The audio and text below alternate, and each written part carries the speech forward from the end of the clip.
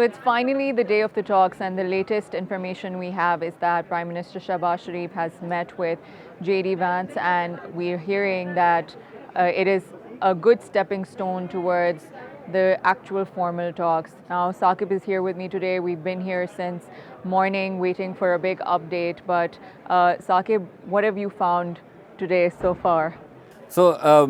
So far, nothing much except for the fact that there has been a bilateral meeting between the Prime Minister and JD Vance. The American delegation came in early morning, but since then there is an information vacuum here, and rightly so, because we engaged with the government, and we were told by the government that normally when a country is hosting the talks, it is incumbent upon them that not much is released publicly. It is for the stakeholders to decide what information goes out and what stays inside the conference room.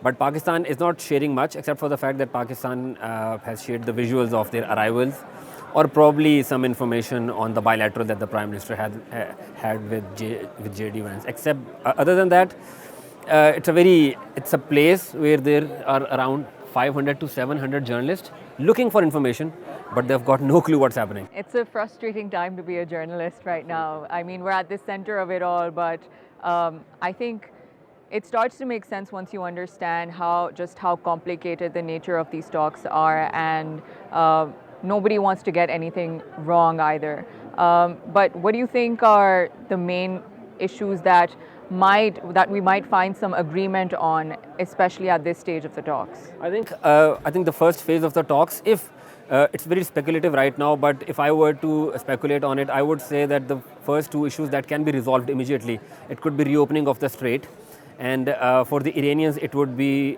Americans agreeing to a complete cessation of hostilities, and probably they can also issue a line something like, that further engagement on nuclear enrichment or the nuclear issue. It can be conducted, or they can form, technical parameters for future negotiations. But anything that says that we'll engage in future is going to be considered a win for everybody here. And but before we move on, I also want to talk to you about your impression. You've been here since morning, and you've been engaging with foreign journalists and local journalists. What do you make of the situation here?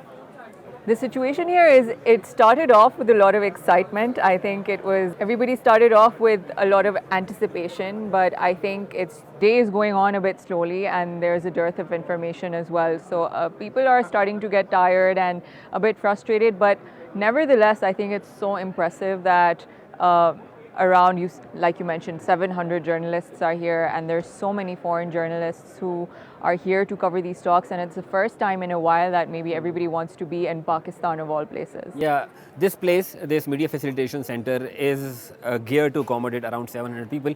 But the screens behind me, I think it's very fascinating to note that there are around 12 major international TV channels. You can see BBC, CNN, TRTs of the world, Al Jazeera's, and every other channel.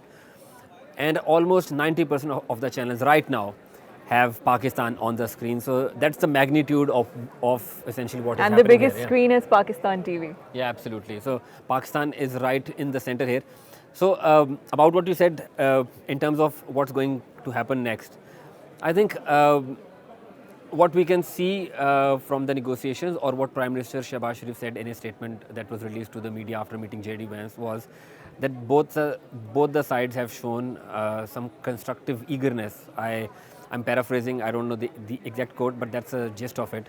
So Pakistan is very hopeful that the engagement that the two countries would be constructive one. But there is one caveat. Pakistan believes that the major role that Pakistan was supposed to play is already over, which was to achieve the ceasefire for 2 weeks and bringing both the sides on the table, which is a huge victory.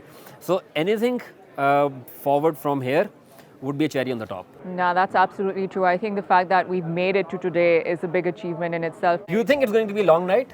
I really do think so, yeah.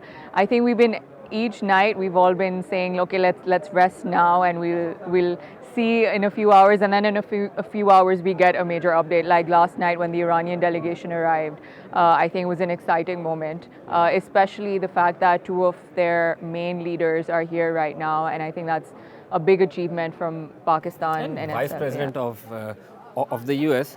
In terms of security, Pakistan has its fair share of problems with security, and but I don't recall in my journalistic career seeing these many journalists in Pakistan coming from all across the world. Do you think it's unprecedented for you as well? Like seeing these many journalists in Pakistan? It is. I mean, I'm still starting off fresh in my journalistic career, and I Probably think I'm old, also- yeah. Thank you for saying that, yeah. So it's great to see all of this happening right at the beginning of my career. Honestly, maybe sometimes I feel as if the war back in May of 2025 has just done wonders for Pakistan, and I also wonder sometimes if this is one of the results of that war. Yeah, absolutely. And seeing people that you would normally see on your screens, on CNNs and BBCs, the least to set. I saw her on BBC right now. She's somewhere in Islamabad. Then we just met Nick Robertson from CNN. So seeing all these people who are considered, powerhouses of journalism, seeing them in Islamabad, reporting on Islamabad, I think that speaks volumes of the event. So over to you. Great. Yeah. That's it for now, and stay tuned for more updates.